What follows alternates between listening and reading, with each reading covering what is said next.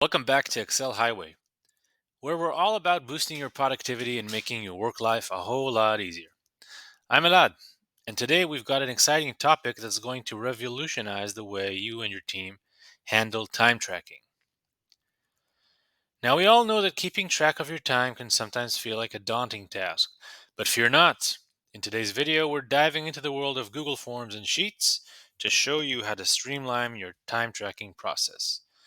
Whether you're a freelancer managing your own hours or part of a team juggling multiple projects, this tutorial has got you covered. Before we jump into the nitty gritty, make sure to hit that subscribe button and ring the notification bell so you never miss out on our productivity boosting tips and tutorials. Now let's get started with mastering time tracking using Google Forms and Sheets, shall we? This video is sponsored by Connect Team.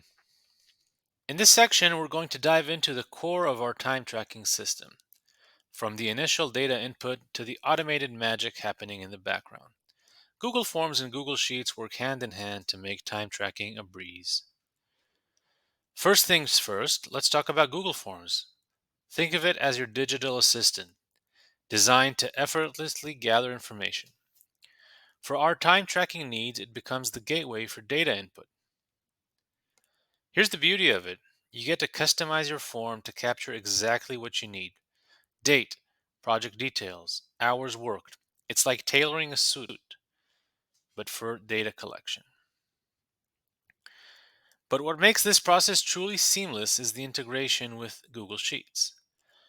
Google Sheets is your spreadsheet powerhouse. It not only stores the data, but also brings automation into the picture. Each time someone fills out the form, it's like the data is teleported into a dedicated row in your connected Google Sheets spreadsheet. This real-time update is the game changer.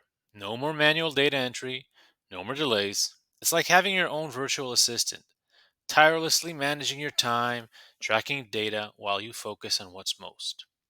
Now that we understand the power couple of Google Forms and Google Sheets, it's time to roll up our sleeves and set up our time tracking command center, the Google form. This is the end result of my form, but I want to show you how to do it step by step. So in Google, I just go over here to this 9 squares over there, go to Forms, click on Blank Form. That creates a new form. And then I start building the form as I see fit. Start with the title, Time Tracker. I like to add a description. Please fill in all the fields. Then I start adding the questions. So this would be clock in or out, multiple choice, and required. Option 1 would be clock in. Option 2 would be clock out. Next question would be project, again required, and this would be House of Burgers. This would be Fries Hut, and you could add another as an option. That's a very basic form, very simple. I go now to the responses sheet. I can see it's going to be linked to a Sheets. In the settings before that, let's go to the responses. I do want to collect a verified email, and I don't want to restrict it just to my company. And last thing I want to do is set up the responses, link it to a sheet. I can either link it to a new spreadsheet or select existing spreadsheet. So if I create a new spreadsheet, it's going to open it, and you'll already see the fields in the form, nothing yet showing. The last part, which is nice in Google Forms, is you can add some customization. Over here in the Customize theme, you can change your text, the size, the font. You can change some colors. You can choose an image. Okay, so I uploaded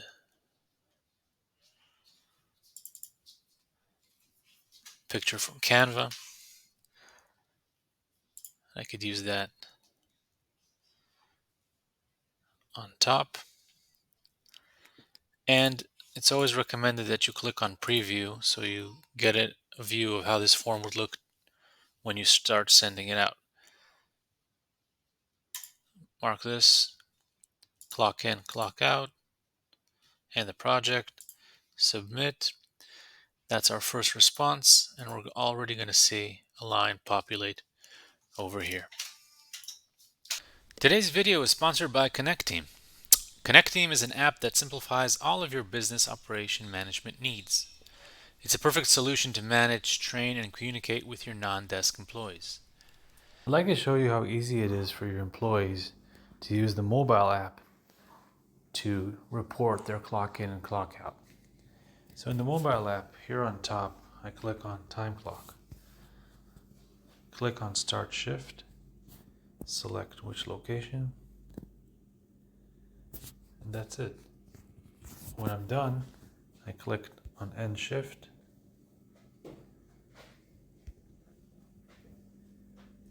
confirm hours, and that's it.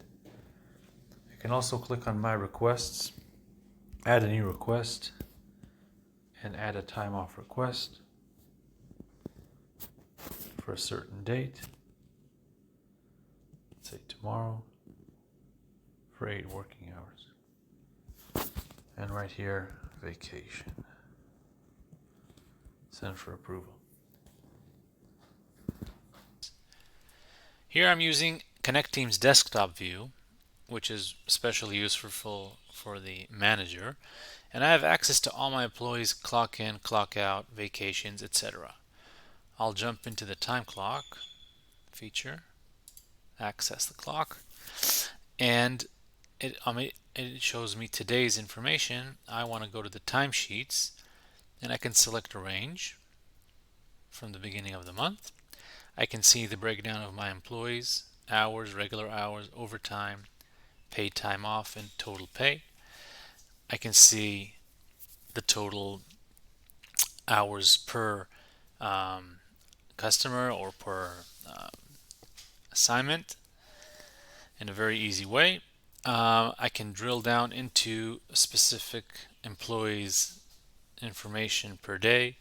I can see what he was working on, and I can even delete the entry if I want.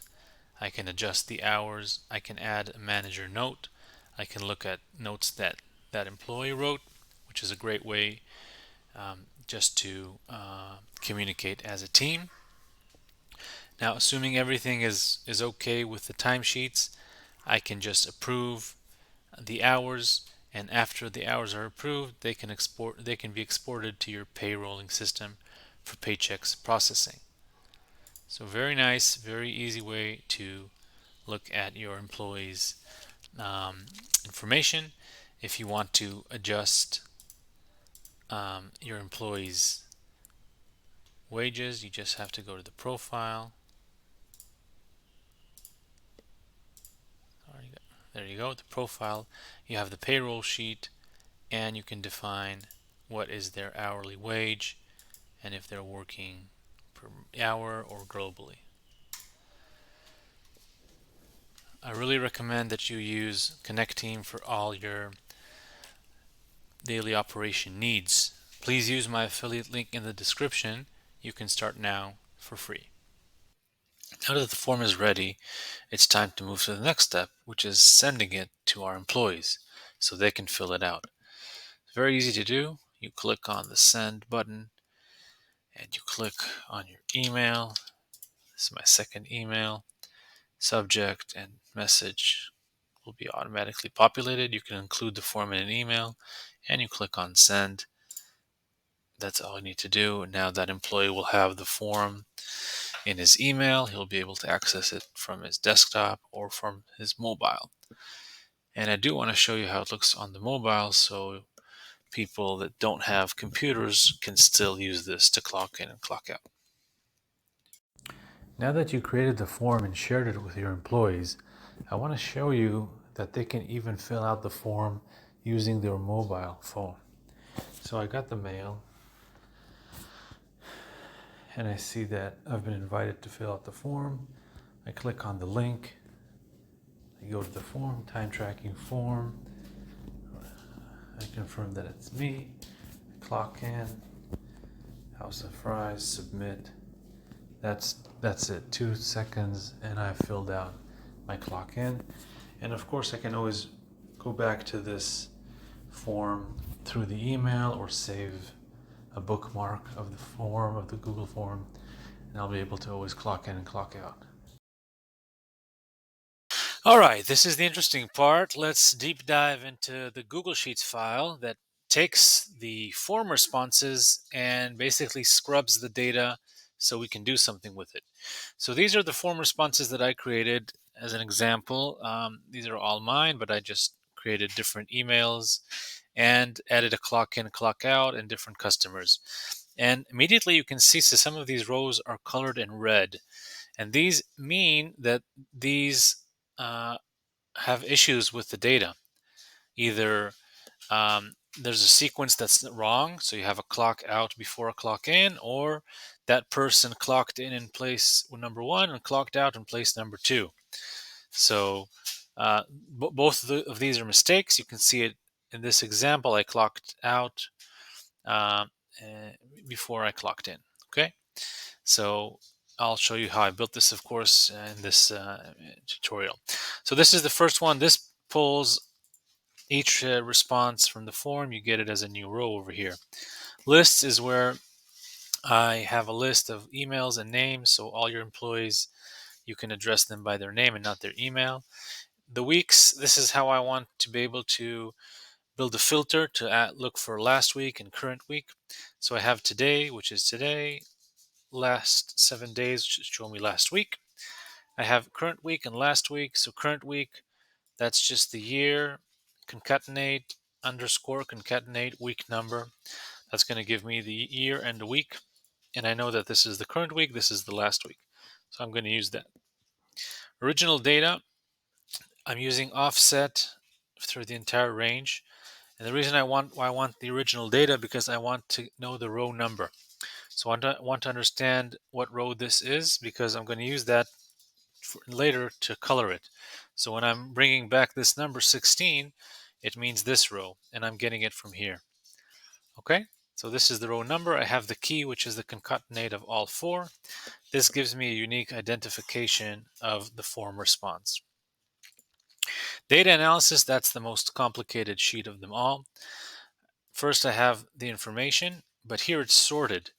That's why I need the original data sheet, because this is sorted by the timestamp and by the user. As you can see, I'm using sort, range, A2 through D, no number. That means up until the last row. Then the sort order is column number 2, false, so it's ascending.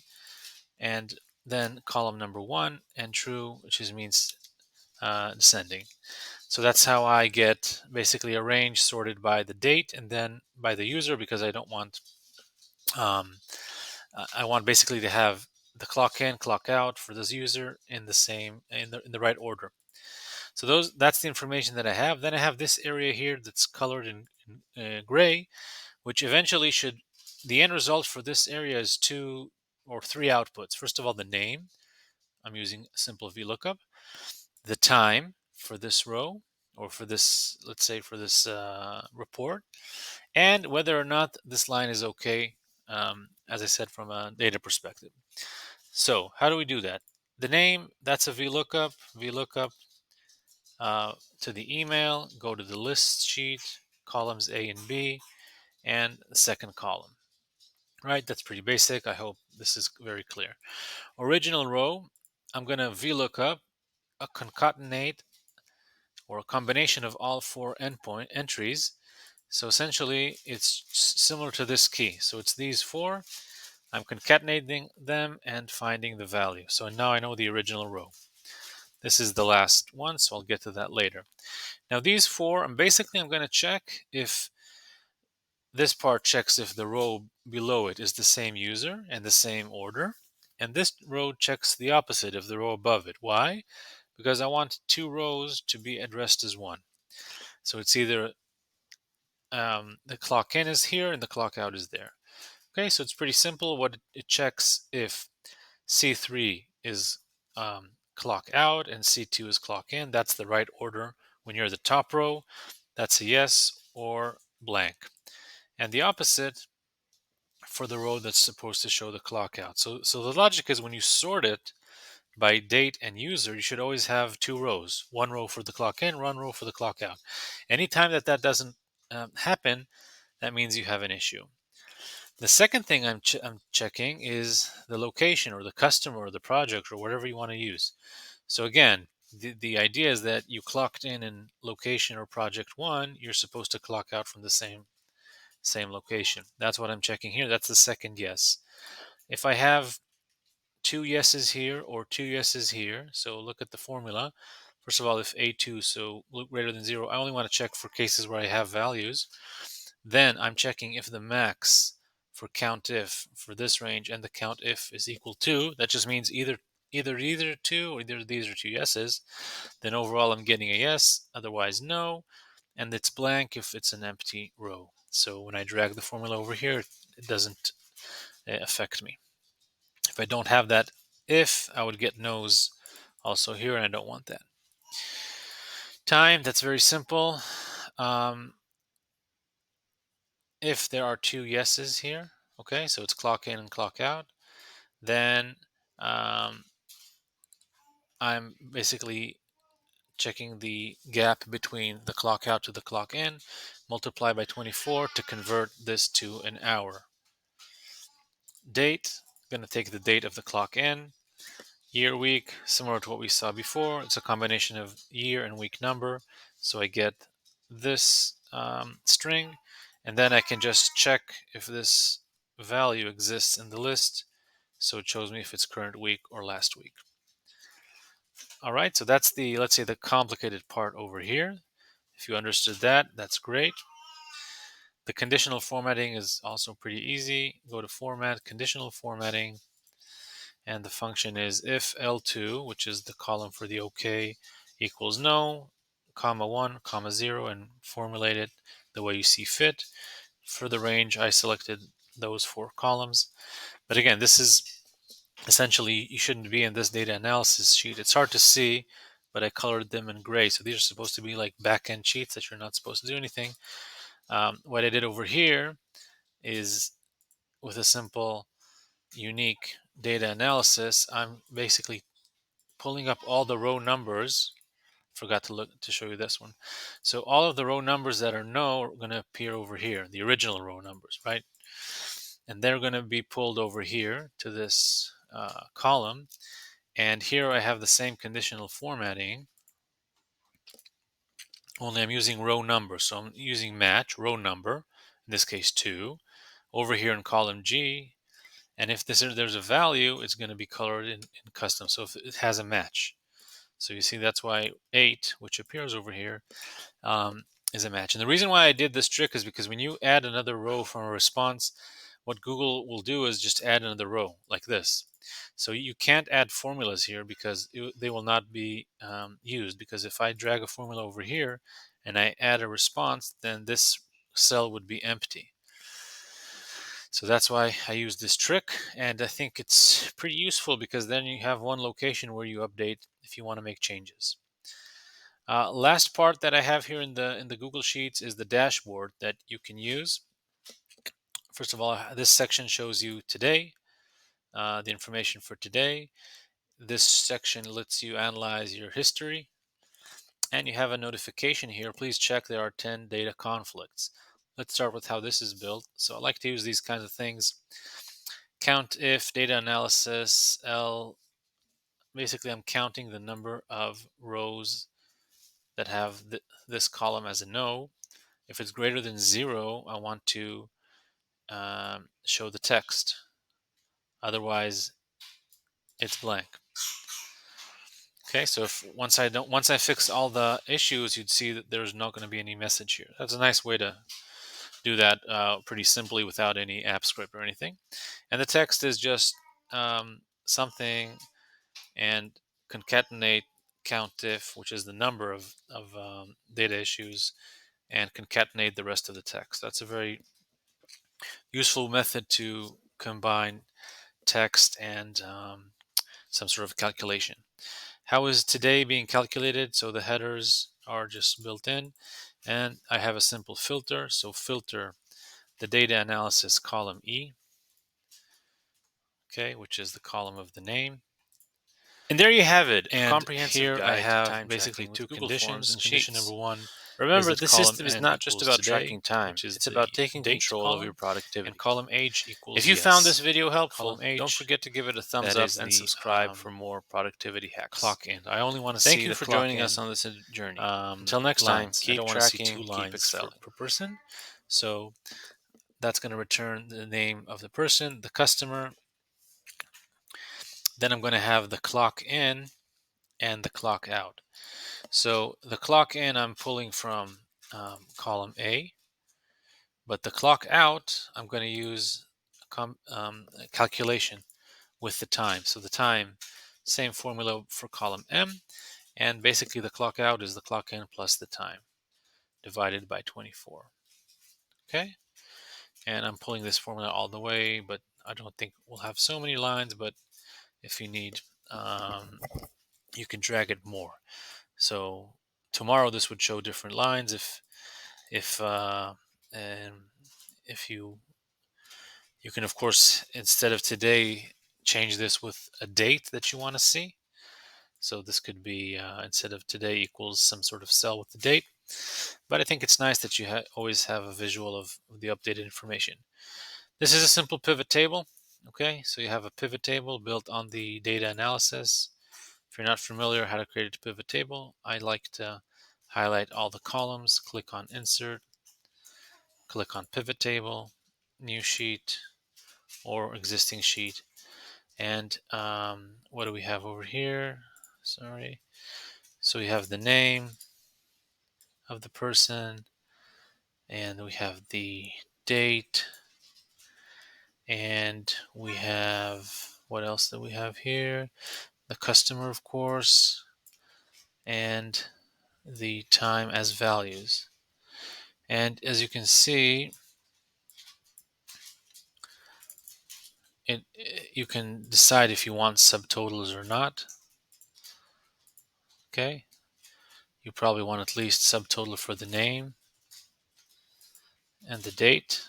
Okay, so it'll show like that, and you can play with that, of course. And the last thing that you may want to do is, first of all, add in the um, filter. I think I added a filter as well. Let's take a look. So added a filter, two filters, line OK. I only want to see the OK lines, and lines that have time. So that's just a good method to make sure your table is nice and clean. Last thing over here are those 4 slicers that you see. Data, add a slicer. You select the slicer like name, and that's it. You can select slicers. It's a very useful method if you want to see only my reports, so you can see those reports, and it's sorted, of course. You can select a certain customer. You can unfilter, so you can do that. You can say, okay, show me just last week. That's why I use the current week last week. Or you could also use the specific week like this, assuming you have many weeks here, so you'd be able to have more information, more data, and you can use that if you want to use that for your payment for your employees. Like, how many hours do I need to pay Joe for last week? So I use that for last week. So I got to pay him for 14 hours, so I can pay him that. Now I just want to show you how easily it is to fix all the data issues, and you can see you will be able to see that everything magically updates without you having to do anything. So we know we have 10 issues, and you can tell why they are here. So here we have a clock in on the 27th. We have a clock out, but it's a different location. So if I change this to House of Fries, it immediately goes away, and we will probably see another line here for me somewhere with those hours. Um, Here, the clock out and clock in, you can see they are opposite. So let me just do that this way, and that's okay as well. Over here, again, different locations, and you can see that it now only 4 data conflicts, so it automatically updates everything here.